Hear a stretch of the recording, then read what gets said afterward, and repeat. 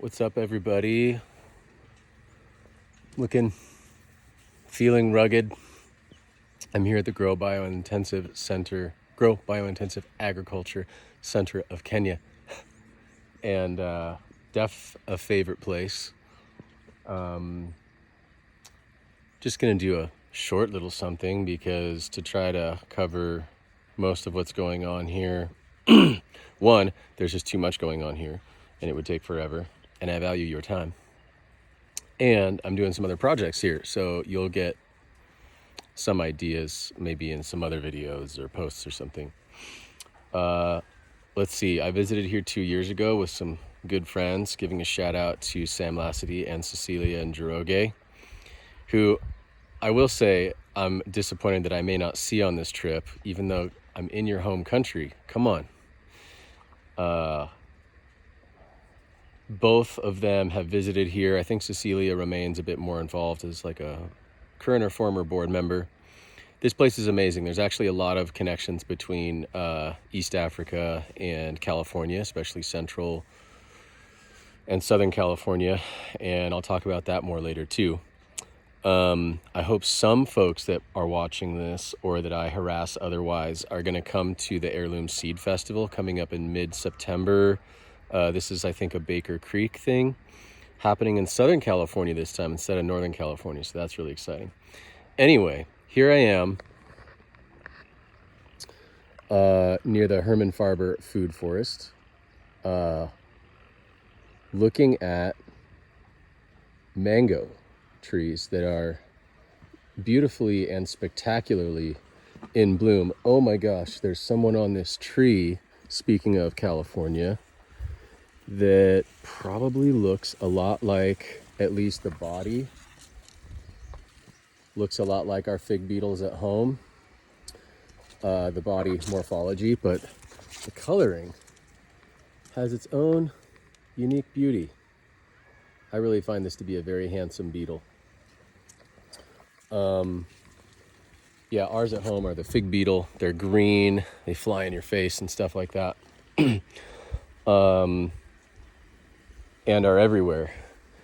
These blossoming mangoes, I don't really know what to say about these in the sense that I'm not around a lot of mangoes, and I don't know if this is like an incredible inflorescence going on here, if this is just average, but this food forest is really amazing. They've got these canals that run all over the this part of the property with the biointensive method beds growing between. I'm pretty darn certain they keep maybe catfish in here. Obviously, all the plants love having so much water available to them, especially the kind of moisture tolerant ones. And I think we have some fish activity rippling around up here. Anyway, they've got tree nurseries here, functional plants, sugarcane, really super important for food security ones like cassava. Here, what we would call in the States, chard is, I think, mostly called spinach around here. They've got some climbing beans. They've got, don't know what that is. This could be some nutrient accumulators like comfrey, which we use at home all the time. As a support plant, we've got sweet potatoes. We've got what would be in Hawaiian Islands, the kalo or taro. Let's see here. We've got a common, what is a common landscaping tree in San Diego County, the Grevillea robusta, or the silky oak, an Australian tree. Papayas.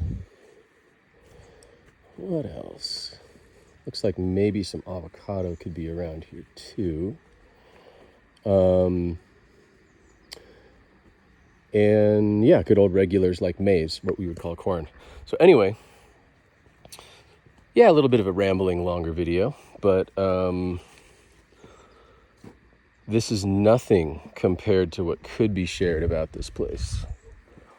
as we walk around and see the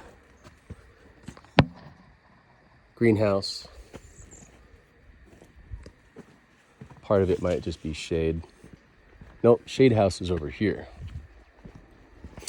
Walking past a bunch of kind of amaranth relatives. I forget what this is called. It's like, yeah, I can't remember. But here we have all of their, you will see a very conspicuous lack of plastic in this farming system, the biointensive method, which is gorgeous to behold, because man, if you look at industrial organic production in the States or here, it is rife with plastic mulch and drip tubing. Ugh. So what they do here, instead of like the cell packs, I'm just going to keep talking because there's too much to talk about. What they do instead of the, individual cell trays for propagation is they build their own out of wood. Exactly how they do it at Ecology Action in California. John Jevons, for almost 50 years, has been promoting this method and way ahead of his time talking about carbon farming, mostly for the purpose of making your own compost piles. But now, of course, we're linking it to more climate mitigation.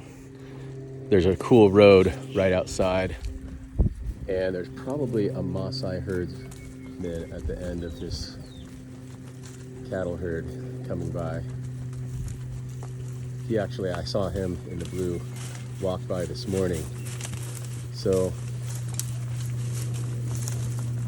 there they go, beautiful. Habari ya asubuhi? Ha? Nzuri ngombe? Ng'ombe yangu mzuri kabisa. Blessings. So, yeah, this is a really cool place. We're kind of, if you head to the west, you'll be in the Mount Kenya Highlands, which I think is mostly a Kikuyu area. There's a lot of horticulture and keeping of sheep. If you head north a bit further, you end up in the pastoralism areas, where mostly, I think, Samburu and related people keep their cattle. But right here, there's just goodness galore. There's moringa trees. This is, I think, the African moringa oleifera. And we've got some younger biointensive beds here. The standard size for a biointensive bed is 5 feet by 20 feet. And so that helps to kind of do some standardization such that the growth or the production is measurable because they have a standard bed. And so these are some of the crops that go by the design, what they call like planning for diets or diet design, growing calorie or energy dense and carbon rich in their vegetative material crops,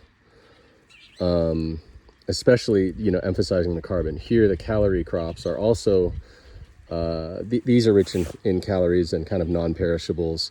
These are a bit more perishable but high in calories, and then they talk about high value for market production, for economic emphasis, and also micronutrients, high value vegetable crops. So you grow 60% of your space with carbon crops, 30% of your space with calorie crops, and 10% of your space with vegetable crops. And they're talking too about, the growing of complete diets is a big part of Grow Biointensive, in that the main objective here is food security. We've got, I think these are maybe basket weaver birds. Oh, where'd they go? The beautiful yellow ones there. Some of those are basket weavers, some not, I think. They're hanging out by the vermicompost. Yeah, over here, maybe we have, this might be like okra or something like that. We got to see some beautiful sorghum production earlier, or sorghum threshing and cleaning. Looks like we maybe have peppers here. We've got some maize here. It's a super amazing spot, and like just moringa everywhere. This one, man, lots of pods. The pods are really, the seeds inside the pods are really interesting. They can actually be crushed into fine, I think pretty fine powder, mixed with murky water with silt and clay in it, and it'll actually coagulate that and drop it to the bottom and clarify the water. Totally cool. This is more of the herb garden here. We've got some familiar ones here and some less familiar. This could be a chocolate or a African blue basil, I'm not sure. This might be Artemisia annua, which is used for natural medicines of many kinds, including anti-malarial, which is a scourge of the global south, especially Africa. We've got sages, I see, different mint family stuff. You'll actually see a lot of crops and ornamentals and different things that do really well here in highland Africa that you would see as ornamental plants or kind of naturalized plants in San Diego. Jacaranda, nasturtium right here, dandelions with wonderful bees. Again, I think we've got like borage and comfrey around here in the Africa herbal garden. Different solanum like eggplant relatives. I'm trying to find my way out of here so that I can take you across the cattle road to the other plot. Nice lemongrass. Oh, here's a nice biointensive sign that I'll just focus on for a moment.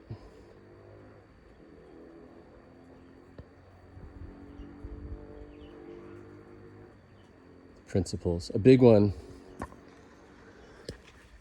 is a focus on open pollinated seeds, not hybrid seeds. The creation of mini farming systems that are oriented around seed production. And an important one here in East Africa and Africa as a whole, which is the right to save seeds. Because believe it or not, anyone familiar with these issues and looking at Africa will very much believe it, but seed companies wield a lot of power over here. And large companies that are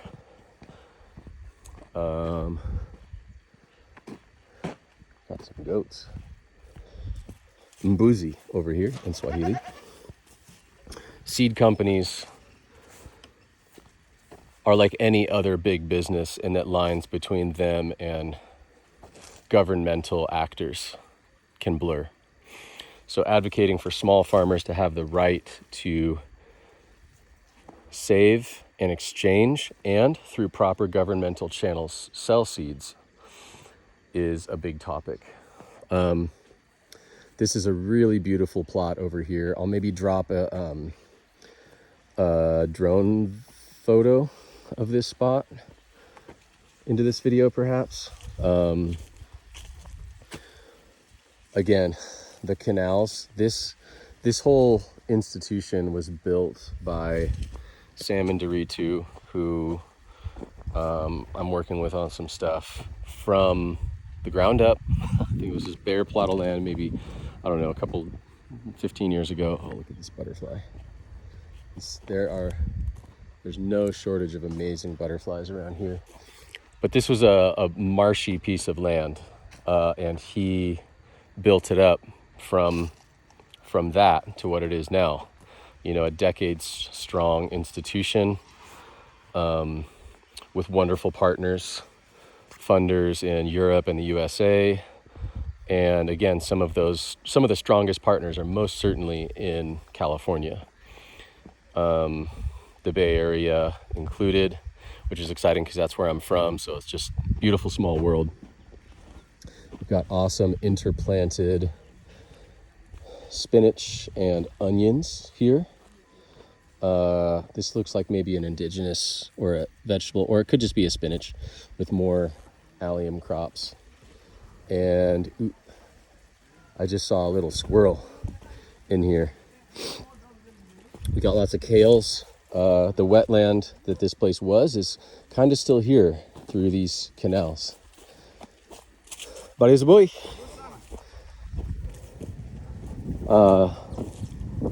Beautiful eggplant, little footbridges. Whoa, they bend under your feet sometimes. Nice plots. Again, sugarcane remains conspicuous. They've got nice labeling of, either crops or experimentation methods. Conveniently draped shade cloths that can be removed. So yeah, they're comparing farmyard, livestock manure over here, compost with vermiculture, aka worm castings here. So anyway, it's been really nice to come here over the last several years. I'd heard about this place for a number of years, being from the Bay Area. A lot of John Jevons' work came out of the Bay Area, I think in the 70s. And so his farm, several of his farm/garden projects were in the Bay Area, and including Palo Alto, which is right near where I'm originally from. There used to be a garden store and a garden project called Common Ground that unfortunately concluded its life cycle some years ago. But I got to know just great people, my friend Susanna, Luke, Angel, were all part either of that or of the main organization, Ecology Action. And I've gotten to visit some other sites I got to speak on agroecology and tourism at a conference in Nicaragua with ECHO in 2016. And we got to visit Biointensive, which is a biointensive focused NGO there in Nicaragua, and do a site visit and meet some of those cool people. And then some folks local to San Diego that I've never met thus far, I don't think, are at Los Cirios, I think near Tecate or El Hongo or something like that. And they just had maybe an event or a speaker or something like that regarding the biointensive method.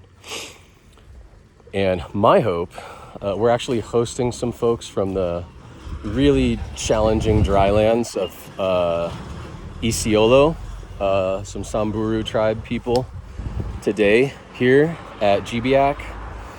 And my hope is that I can learn more about how biointensive, that is so productive and has literally changed the lives of, I'm going to just venture and say millions of people around the world, especially the global south in food insecure areas.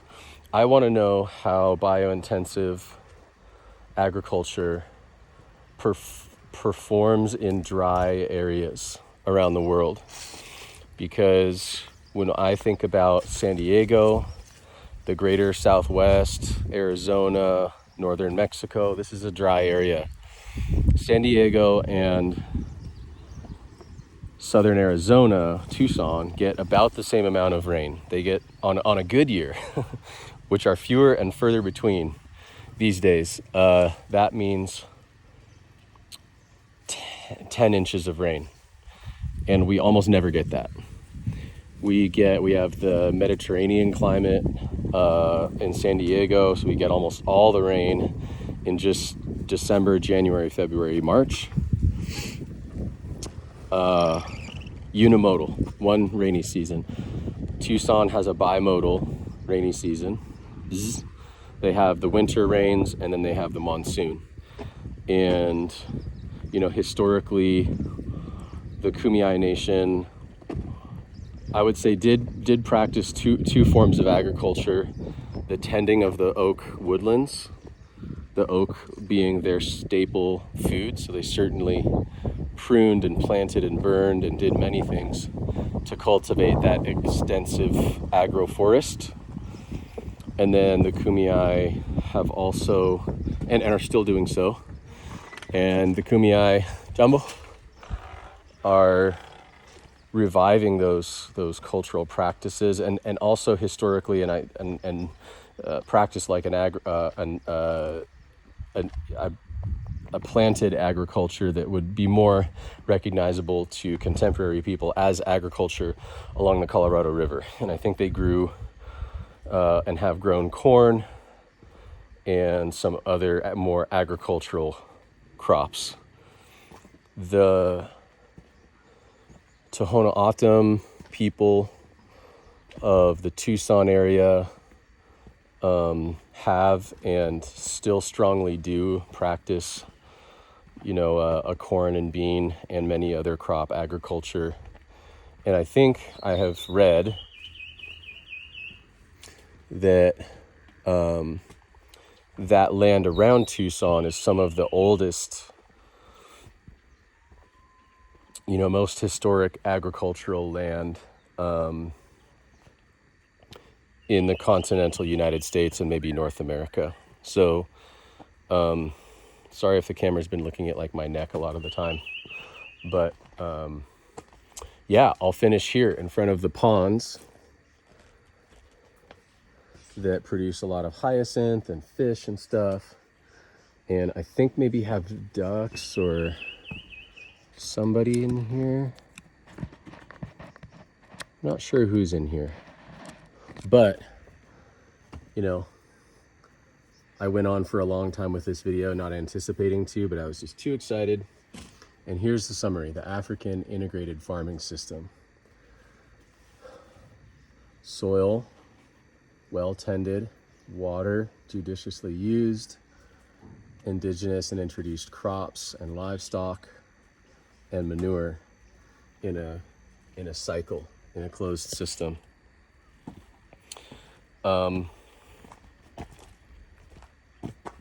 This turned into a really long video, but I hope you enjoyed it.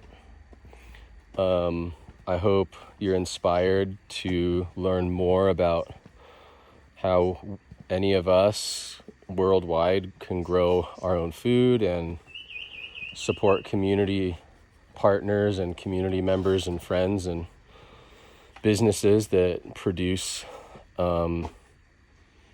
high quality, low external input, low impact on the earth food.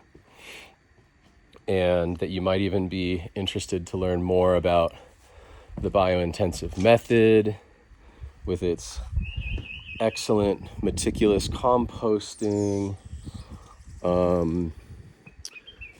with its deep soil preparation, compost, close plant spacing, the use of open pollinated seeds to grow carbon and calorie crops, special calorie root crops, doing companion planting and treating the farm and the methods on the farm as entire systems that speak to things like agroecology and permaculture and all of that stuff that is many lifetimes worth of knowledge and experience to gain. So thanks again. If you've made it through the whole video, I commend you. I didn't think I was going to make it through this whole video, but yeah, thanks again. If you have any questions or comments, please, you're more than welcome to leave them. And I would love to chat with you more about East Africa in general, agriculture, what's going on in the American Southwest, and the First Nations that are doing this kind of stuff around there. All right? Peace, and may we all grow and thrive together.